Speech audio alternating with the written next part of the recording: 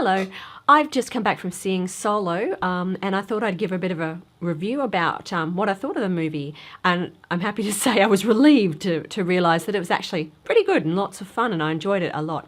So I'm not going to mention any spoilers until later, and I'll warn you before I do. So if you want to hear just what I generally thought, that's what I'll talk about now. I thought the movie was had 3.5 out of 5 stars, which rates it for me on the same level as Rogue One and The Force Awakens. I only gave Last Jedi 3 stars. All of the original trilogy I gave 4, and I'm not even going to talk about the prequels. So I thought that Solo was really fun. It was a fantastic movie. If you just want to romp, that's, as the trailer says, with a guy who wants to be a fighter and a flyer and a fancy pilot and have all the fun, and I thought it did a really good job at that. I enjoyed everyone's performances. Alden Ehrenreich, is that how it's pronounced? I'm not sure. I hope I've got that right. I thought he did really well as Han. He's never going to be Harrison Ford, but then who could be? So for someone who's trying to do that, I could believe he's this young version of Han pretty well. Donald Glover, as everyone said, was really on par as Lando. I thought all the other performances, Emilia Clarke, Woody Harrelson, Paul Bettany, he's so believable as a horrible person. So I quite enjoyed his role too. So I thought it went along really well, and had a fantastic cameo, which I will not spoil who it was. I'll spoil it later when I'm going to get into the spoilers. So that was all really enjoyable.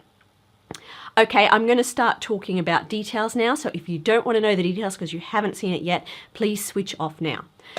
Okay, I loved that we started on Corellia. Seeing Han where he grew up was kind of wonderful, even though it's a horrible place, clearly.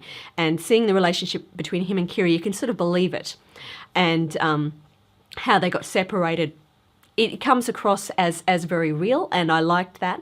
I found it hard to believe that Han would be that obsessed with going back for her, but of course this is a much younger, probably even a slightly more idealistic, at least in terms of love, Han, than the one we see in A New Hope. So, that's okay. And it's in a lot of ways, it's good that he's still the loyal guy.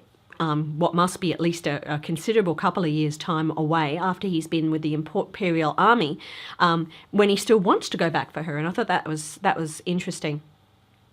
I loved the way he got together with Woody's band. Gosh, what was the character's name? I've forgotten.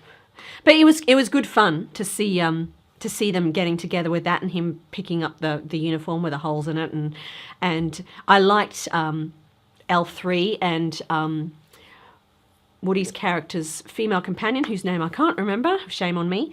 I thought that they all made a good band together, and the guy with all the arms too, he was cool.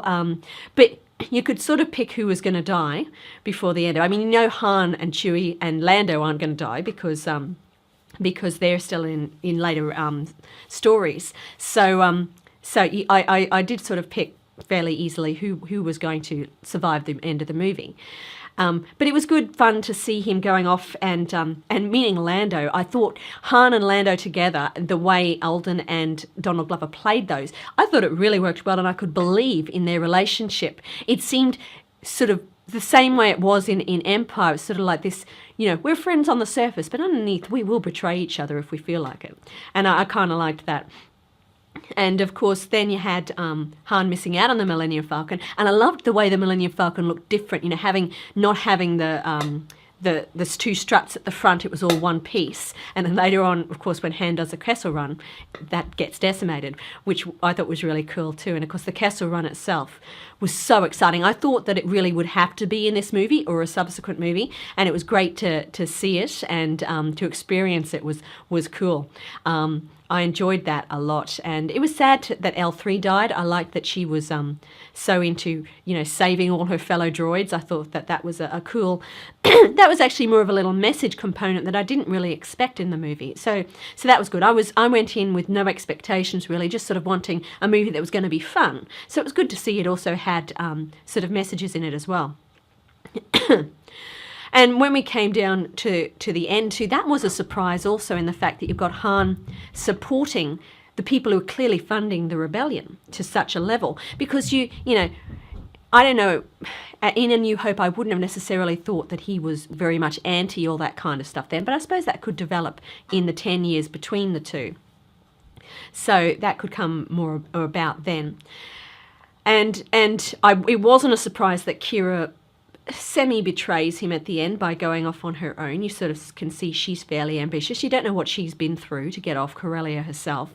So that wasn't really a surprise, but who she was answering to was. And when the hologram with a cowl figure came in, I thought, well, this is a very similar character to the Emperor, but it doesn't sound like him, so I'm going, it's not him.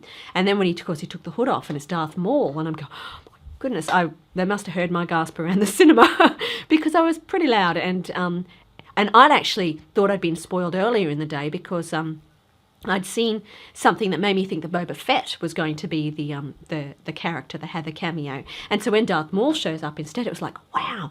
And I think that will please a lot of fanboys because you know, everyone said at the time of Phantom Menace, well, he was the best character in it and he got killed. So I think that a lot of people will be happy that he's in it. So yeah, I was really encouraged by this film and the fact that it was just fun and enjoyable. And I find it interesting that of all the Disney's movies, Star Wars movies they've done so far, my two favourites are Rogue One and Solo, the ones that actually are outside the normal kind of arc we see for Star Wars. So, you know, that's interesting. But yeah, I really enjoyed it. So if you want to see it, I think it's a good idea that you should. And if you want to let me know in the comments or anything what you thought of it, that would be great. I'd love to hear from you.